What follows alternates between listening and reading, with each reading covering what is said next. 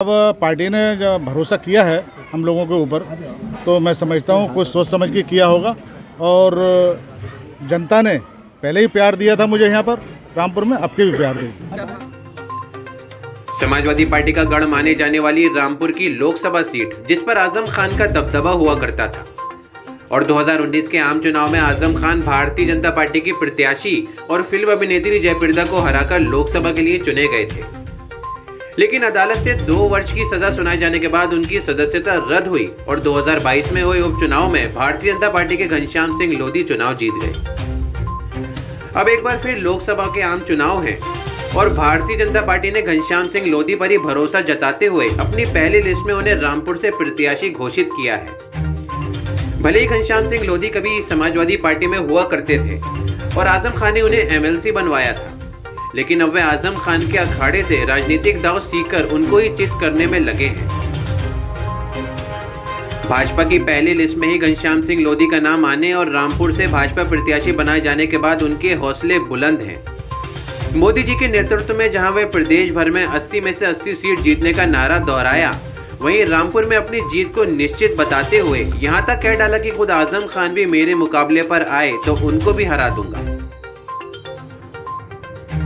देखिए, मैं पार्टी का छोटा सा कार्यकर्ता हूँ और पहले भी पार्टी ने मुझे भरोसा दिया जताया था और मुझे 2 साल का मौका यहाँ काम करने का दिया था पार्टी ने। आज फिर पार्टी ने मेरे ऊपर भरोसा जताया है, लेकिन जो भरोसा मुझे जताया है मेरे ऊपर, तो मैं उस पर खरा उतरने का काम करूँगा, क्योंकि मैंने जनपद रामपुर में रहकर, जनता के बीच में रहकर मैंने सेवा की है लोगों की, और रात दिन सुख दुख में और शरीक हुआ हूँ, और विकास की भी गंगा भाई है। अच्छा, सांसद क्या कहेंगे, आजम खान के आप कभी करीबी रहे थे, एक बार फिर पार्टी ने आपके ऊपर भरोसा जताया है, दोबारा आप आजम खान के करीबी, अभी सपा से कोई कैंडिडेट भी क्लियर नहीं हुआ। देखिए, वो उनकी पार्टी का मामला है, मेरे उसमें मैं कोई कमेंट नहीं करता, कोई लड़े ना लड़े, लेकिन हमारी पार्टी मजबूती के साथ चुनाव लड़ रही है और पूरे देश में लड़ रही है, और हमारे माननीय मोदी जी का नारा है कि अब की बार 400 पार। रामपुर में आप अपनी टक्कर किससे मानते हैं? फिलहाल तो कोई टक्कर नहीं है, एक तरफा चुनाव है, क्योंकि हमारे कार्यकर्ता जब से उपचुनाव हुए हैं तो उनसे रात दिन लगातार जनता के बीच में रहकर काम कर रही है। आपने देखा होगा, सब लोग अभी घर में बैठे हैं, लेकिन हमारे सभी नेता हों या कार्यकर्ता हों, जनता के बीच में रहकर जनता की सेवा कर रहे हैं और जनता के सुख दुख में शरीक हो रहे हैं। लोगों में बड़ी खुशी है, क्या कहेंगे? लोगों में बड़ी खुशी है, उत्साह है आपको टिकट मिलने से? देखिए, मैं लोकल का हूँ पहली बात तो, और लोकल में रहकर मैंने लोगों के दिल जीते हैं, चाहे हिंदू हो, चाहे मुसलमान हो, चाहे सिख हो, चाहे ईसाई हो, सबका प्यार मुझे मिला है। और उसका नतीजा आपने उपचुनाव में देखा होगा कि हर वर्ग का मुझे है ना विश्वास मिला और सम्मान मिला। सांसद जी, क्या कहना चाहिए? भारतीय जनता पार्टी ने दोबारा आप पर भरोसा जताया है, तो इस जनता पर कितना भरोसा करते हैं कि दोबारा खरा उतरेंगे आप? नहीं, देखिए, अब पार्टी ने जो भरोसा किया है हम लोगों के ऊपर, तो मैं समझता हूँ कुछ सोच समझ के किया होगा।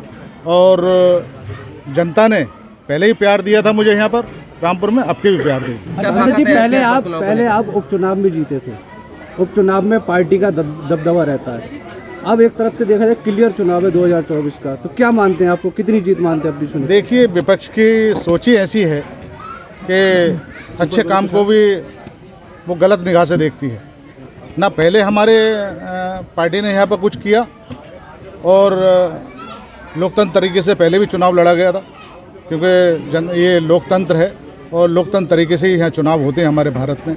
और अब फिर पूरे भारत में लोकतंत्र तरीके से यहाँ चुनाव हो रहा है, लेकिन विपक्ष है कि मानता ही नहीं, टिप्पणी करते रहता है।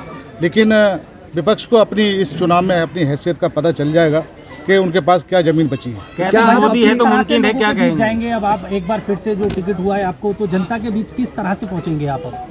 मैंने बताया नहीं, जनता के बीच में मतलब 1.5-2 साल हो गए मुझे लगातार जनता के बीच में रह रहा हूँ, और मेरे ख्याल से जनपद रामपुर के हर गांव तक मैं पहुंच चुका हूँ।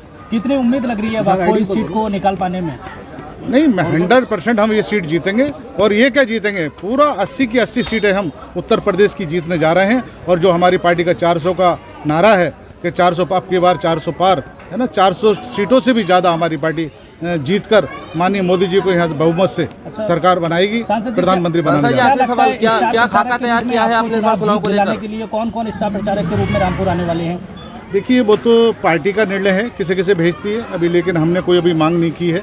अध्यक्ष जी हमारे खड़े हैं, जो हम बैठ के विचार कर लेंगे, जिस चीज़ की ज़रूरत होगी तो है ना वहाँ बुलाया जाएगा। और मैं समझता हूँ पार्टी के कार्यकर्ता बड़ा मजबूत कार्यकर्ता है हमारे जनपद रामपुर के, क्योंकि बड़ी से बड़ी कठिनाई है कि अभी तो ये आम चुनाव है।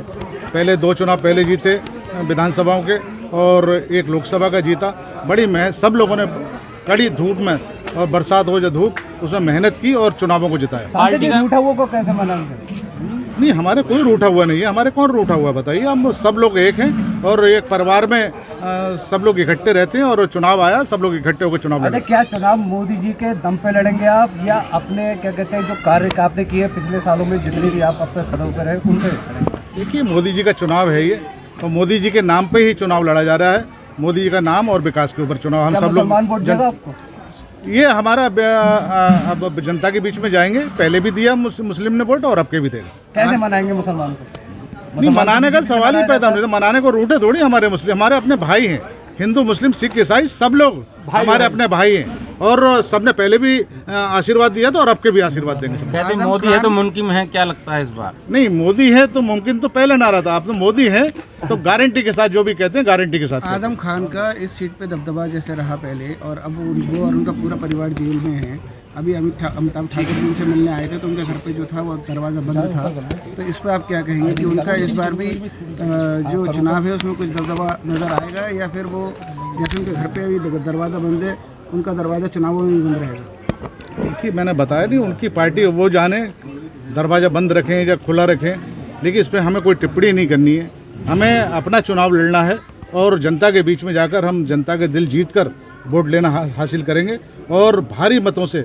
पहले तो 42,000 वोटों से लगभग यहाँ से सीट जीती थी, अब के लाखों वोटों से सीट जिताकर माननीय मोदी जी को देंगे। आपका फिर मुकाबला एक बार जेल में बंद आजम खान से होगा, क्योंकि प्रत्याशी उन्हीं का ही होगा, चाहे वो जिसको भी चुनेंगे। क्या कहेंगे? हमें कोई फ़र्क नहीं पड़ता, चाहे बाहर का प्रत्याशी आए, चाहे रामपुर का प्रत्याशी आए, चाहे खुद स्वयं आजम का यहाँ से चुनाव लड़े, हमें इससे कोई फ़र्क नहीं पड़ता। हमारी पार्टी की पूरी तैयारी है, और भारी मतों से हम कमल खिलाकर यहाँ से दिल्ली भेजेंगे। तो आजम खान को हराएंगे? नहीं, आजम खान क्यों नहीं हराएंगे? सामने लड़ेंगे तो हराएंगे, क्यों नहीं हराएंगे?